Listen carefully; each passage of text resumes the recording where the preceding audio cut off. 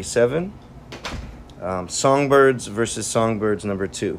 So we started learning from Likutei Moharan. This is Torah Gimel from Rabbi Nachman of Breslov, and this is we're in a kind of a continuation in a complement with a Chabad Chassidus piece that we learned from Rabbi Shneur Zalman, the Alter Rebbe, in the Likutei Torah, where it really fits together. And we also learned some earlier another place in Likutei Moharan, and they fit together very well.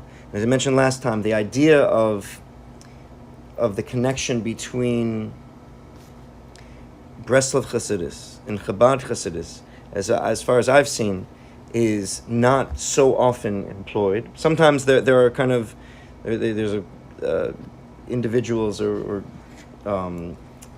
groups that informally call themselves Chabad Cook.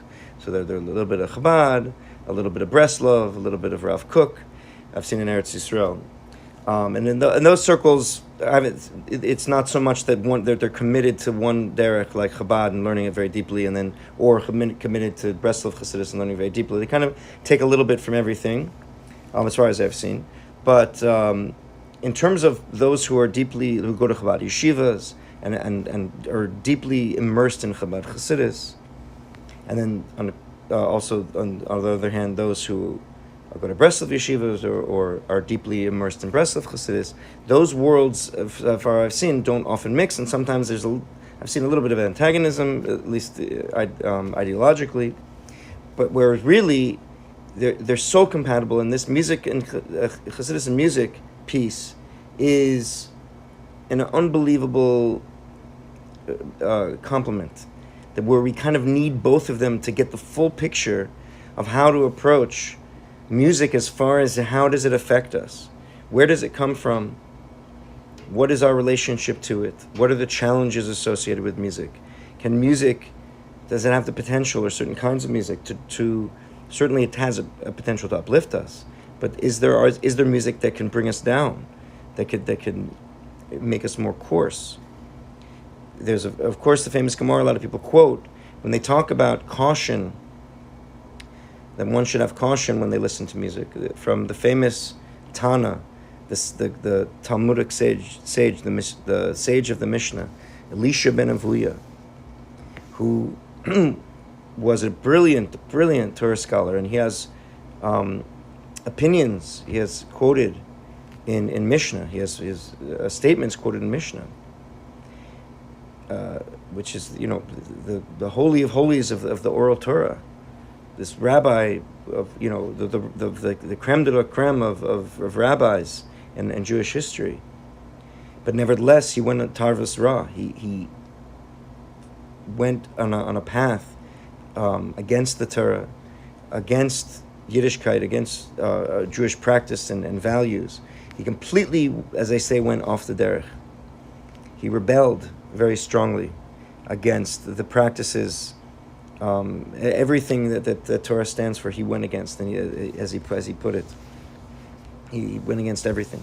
So there's many famous stories about Elisha ben Avuya, and he became known as Acher because he was visiting a prostitute, and the prostitute saw him and said, "You look like the famous rabbi Elisha ben Avuya, but you can't be. You must be someone else. You must be Acher, another one."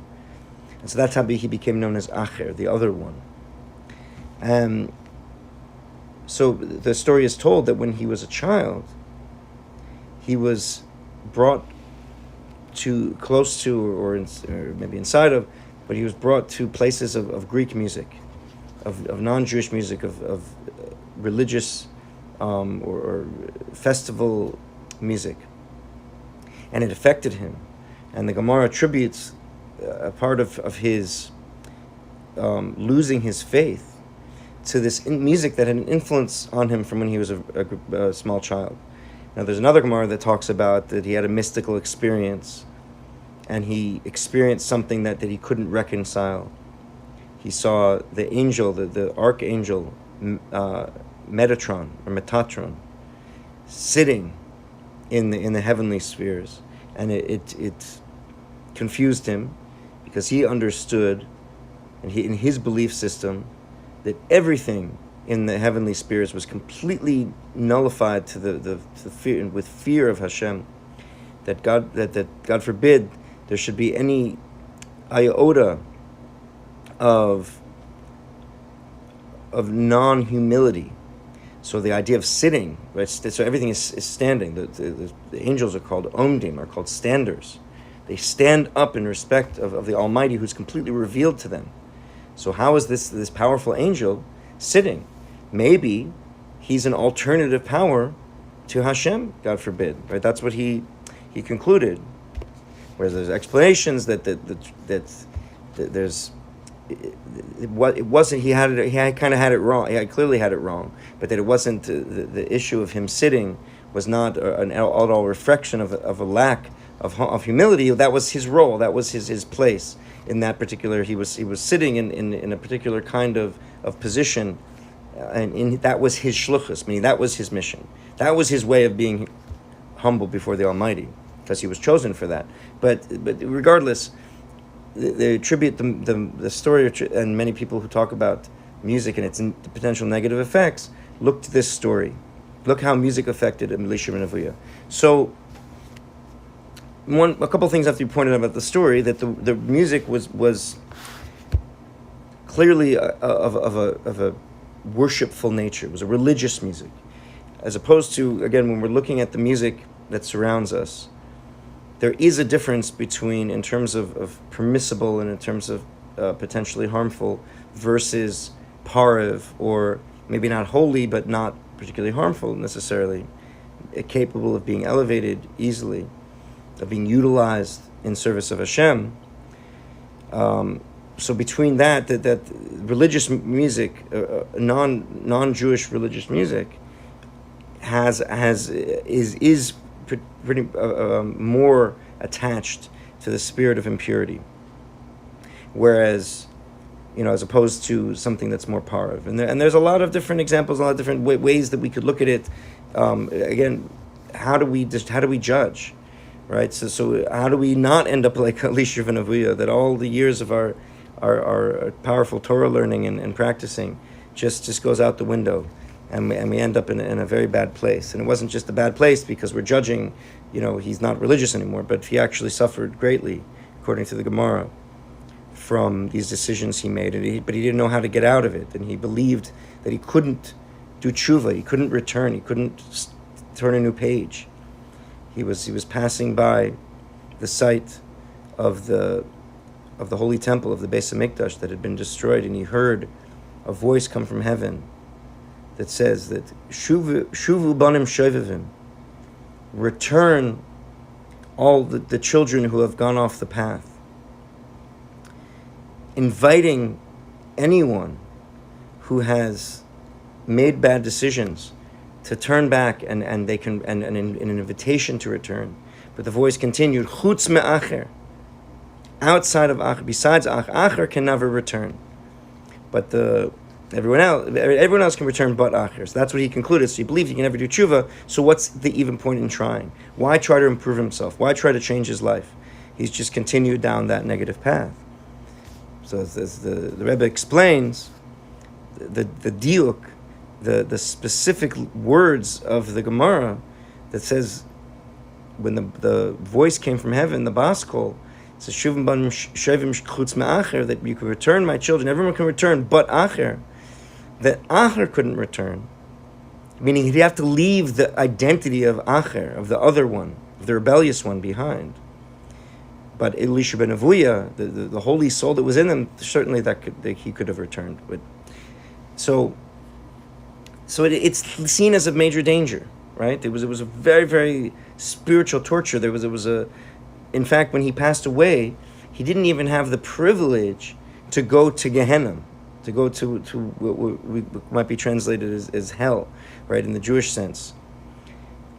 He was in a very painful state that the soul could go into after death, where it's in a sort of limbo.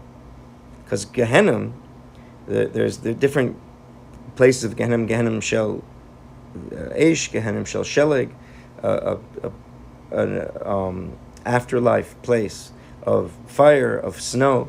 All this is meant to cleanse the soul. It's a positive thing. No soul spends more than 11 months in Gehenna, and except the most wicked souls, which at the most spend 12 months, and which eventually happened to Acher. He spent 12 months in Gehenna. But it was a positive thing, right? That only if he did lisan, if only he could be judged in Gehenna. Rabbi Meir, his student, prayed for him that he should go to Gehenna because he was stuck. The most painful thing from a soul that he didn't grow as a human being when he was in this world. And when he passed, he couldn't grow in the spiritual world. He was stuck. So it took the prayer of Rabbi Meir that he was finally allowed to be admitted to Gehenna. And they said there's a pillar of fire coming from his grave for 12 months, representing the fires of Gehenna that were cleansing his soul.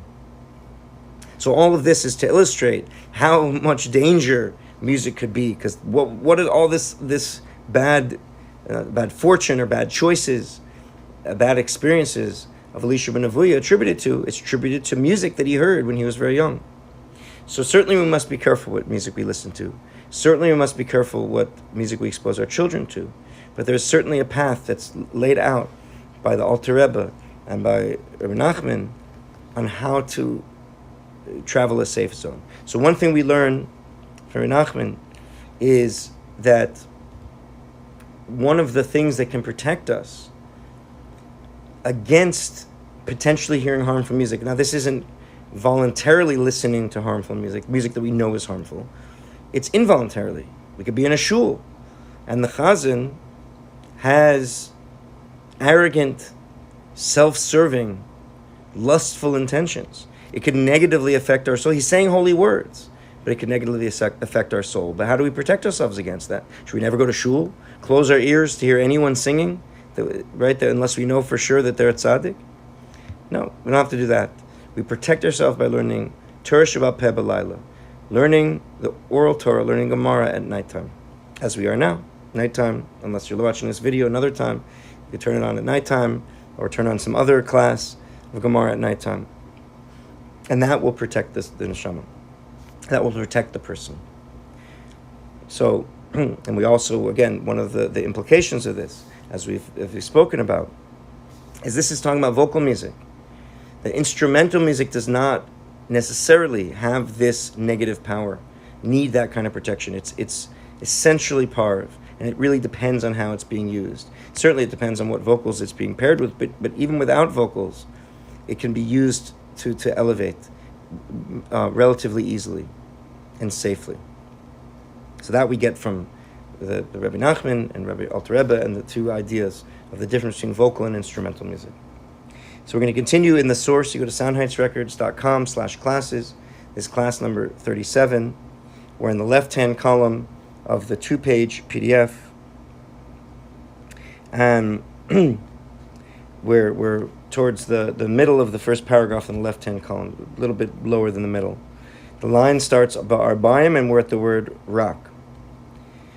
So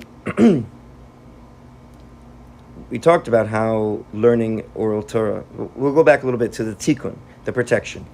It's a word in bold in the source. Right exactly halfway down on the left side of the column. V'atikun, and the repair. How do we fix this? How do we fix the danger of potentially of listening to a harmful singer? That you're able to listen to music from anybody. Who you learn at night oral Torah, and a Gemara she bechinas Laila. This is Gemara, Talmud, which is connected to nighttime. Kedis Medrash, as we learn in the Medrash. Keshahaya Moshe Bahar Abayim Yoim Varbayim Laila, when Moshe was on the mountain for 40 days and 40 nights, Lo Hayodea Masa Yoim Masa Laila. He didn't know when was day and when was night. Rak Ayidezeh Shkeshahaya Lemiter Shabiksav. But he did know that when he learned the written Torah, Hayodea Shu Yoim, he knew it was daytime. Keshalameter Shabal Peh. And when he learned the oral Torah from Hashem, Hayodea Shehu Laila, he knew it was nighttime. Nimsa, Shatar Shabal Peh, he bechinas Laila. Comes out that the oral Torah is connected to nighttime. Kamosha Amrazal, as the sages say, in Sanhedrin Chaf Daled, Ma'achshechem hashiveni zet Bavli.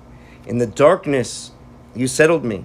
This is the Babylonian Talmud. Chsiv, as it's written in the verse, L'choshe karalayla, in the beginning of the creation of the world, that Hashem created. He created the heavens and the earth. He created the darkness, and he called it nighttime. He created the yom, the light, he called day. The darkness he called night. Hainu alidei sheyilmud shas, that through learning the Talmud, the Shisha Sidrei Mishnah, the 6 orders of Mishnah in the Talmud, Yitakin hashis is koyin shebakana. One repairs the 6 rings of the throat. Shemehem yotzar kol. That's where the voice comes out from. V'zehu, and this is what's written in Tanakh, in Lamentations and Eicha. Kumi reini balayla. Arise and sing at night. Hainu shetia tekuma leharina. This is standing up. This is to sing. Hainu ayidei halayla. This is through the nighttime. So what causes one to stand up and sing? It's the darkness, it's the challenges. And as we know, the word Rina, we also learn, again, there's a nice connection with Likutei Torah and the Alter Rebbe, as we've mentioned in earlier classes. Rina, right, is a particular type of song that's connected to nighttime. It's a mixture of darkness and light, sweetness and bitterness. Shehi Gemara Shas. So this is talking about the Talmud. However, when someone learns not for the Torah, not for its own sake, in order to be called a rabbi, to be honored, then it's not, the learning is not so precious. When one learns normally at night, then a string of kindness drapes over the person. And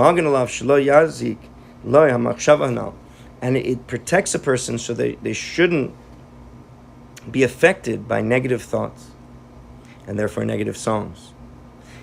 So here's the condition. So we learn Torah at night, oral Torah at night, and it has to be done lishma. It has to be done for its own sake, not for ulterior motive, that one should be honored or one should make money. To continue, next paragraph. So it's written in the writings of the Holy Arizal. That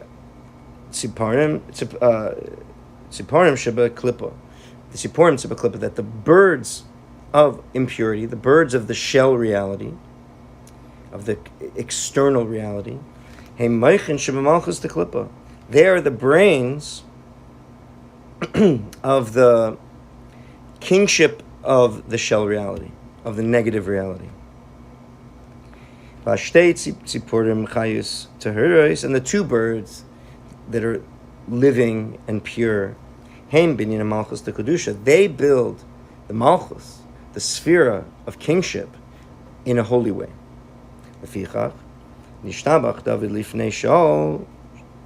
So therefore, David was praised before Shaul. V'yodea nagin, he knew to play. He knew how to make music. He knew how to sing. Because song, music, builds up this sphere of kingship. It builds up malchus.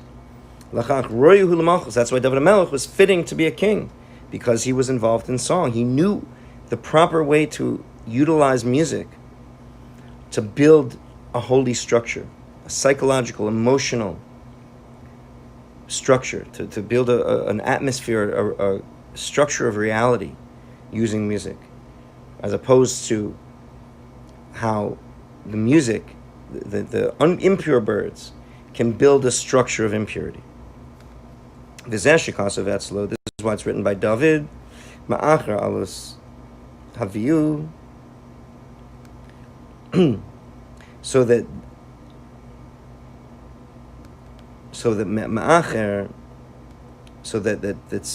alos haviu, that the dawn is being brought, and ma'achar menikos, meaning after the nursing mothers, hanu netzach v'hoid, So this is referred to the two spheres of Netzach, of victory, and Hod, of splendor. They are nurturing, they're nursing, so to speak, spiritually, the prophets. This is a properly built Malchus, right? So it's as if Netzach and Hod, right, which are in the tree of life. You can search it up, the tree of life, right? The map of spheres. You can see, right, Netzach and Hod are right and left, right on my right. There's a Netzach and Hod, and then underneath that, in the middle, is Yesod, and then Malchus. So they nurture the spirit of prophecy, right, which clearly goes through Yesod and builds up the Malchus through the song. The birds, so to speak, the source of this is in these holy birds. Okay, so we had said earlier. So I'm going to pause here in the text, because then next week we're going to get back into this amazing story from the Gemara, Rabbi Bar Chana, and the giant frog that he saw, right? And ultimately we got bigger and bigger scale until he saw this giant tree he describes, which is huge, at huge proportions. And we're going to get into that and how it relates to this teaching. But we're going to pause here, keep the class under half an hour today, and in general, and try to wrap up and try to apply something practically. That how does this look for a musician? How does this look for a person involved in music? To use this knowledge, to use the knowledge of the protection of the oral Torah, of the fact of the source of holy song and its role, and the source of unholy song and its destructive power. So let's look at how a musician would approach their craft, how they would approach their calling. So first of all, the musician who is consciously aiming to create something positive. And not to say, are there musicians who are consciously trying to create something negative? I'm not sure. It's hard to imagine that. But certainly there are those who, let's say, might be careless or uninterested or unclear that their job is to create something positive. It's to build malchus. It's to create an atmosphere, a structure of holiness, of purity, of pure joy. Right, using, again, pure joy doesn't mean that the music is all saccharine and happy, joy. It means that it's all for a purpose, right? There's a mixture of darkness and light, and dark music can pull out the positive, right? It can be a catharsis for a depressed spirit. So dark music is important. The mixture of light and dark is important. But a musician who's using these different colors, and their intention is to shed light, is to bring joy, is to relieve sadness, is to make people light on their feet and happy, make themselves happy, increase well-being. So with that intention, then we're already way ahead of the game. So then one looks into the actual process by which they're coming to sing, right? So with that intention, that now certainly a person is already on that level, that then they're being careful about the thoughts they have. They're not making music because they want, in medicine, it's not uncommon, and maybe it's not the worst intention in the right context. But let's say so that ladies look at them, right, and they get that pleasure from that, right? So again, that could be in a positive context. One's wife, right? That they make music, and then they're aware. Let's say someone who's looking to become married, that they put their music in the world. This was my experience. Put your music in the world, and then your future wife hears it and is inspired by it, is attracted by it, and it might overcome even some obstacles that might happen in the dating process. But this idea that music has a positive intention, already it's in place. So if one is they're already removing all those side intentions, all those self-serving intentions. That's how a musician, on the musician side, can positively structure themselves in their life. And this also connects with the idea of making music lishma, for its own sake, like the Rebbe Nachman mentioned about learning for its own sake, and how the protection of learning oral Torah at night, being for its own sake, is the only way to really have protection. Without it, if it's not for its own sake, it's not going to have the protection. So when you're looking at a musician who's making music for its own sake, then that has the power. If it's making music for not for its own sake, in order to gain honor or riches or fame or again a kind of lascivious attention, then there's something getting mixed in there, and the music might ultimately be harmful to oneself or to others. Right? That's why sometimes a musician can make music and it's making them so happy, and then there's a crash. The inspiration goes. They don't know where it went. The way to keep the inspiration going, the way to keep the music flowing, is to be connecting to this positive intention. And on the other hand, on the other side, of course, you have as a listener to being aware of this too. But as musicians, as a listener and as a musician, they're kind of it's a continuum. So this is the lesson. This is the message. We learn Torah lishma for its own sake. We make music for its own sake, for a selfless motive. Right? It doesn't mean we don't benefit. We do benefit. We benefit greatly, but that's not our motive. It's a tricky thing because as Rambam said in Mishnah Torah, he talks about the intention by which one learns Torah. The more one learns Torah, the more blessings they have. The more mitzvahs one does, the more blessings they have. But one shouldn't do those things for the blessings in order to have a good life. You're going to have a good life if you do it, and if you increase in learning Torah, if you increase in mitzvahs. There's a guarantee from the Torah. But to do it for that sake, it's not the right way to do. So therefore, the way but we know that the blessings will come. So one has to kind of put that concern aside, be aware that that's the truth, but then do it for its own sake. Do it for the good that it can do. So of course, what's the greatest good that we can do? Greatest good we can do is to redeem ourselves and others. Ultimately, utilize our music to redeem the whole world.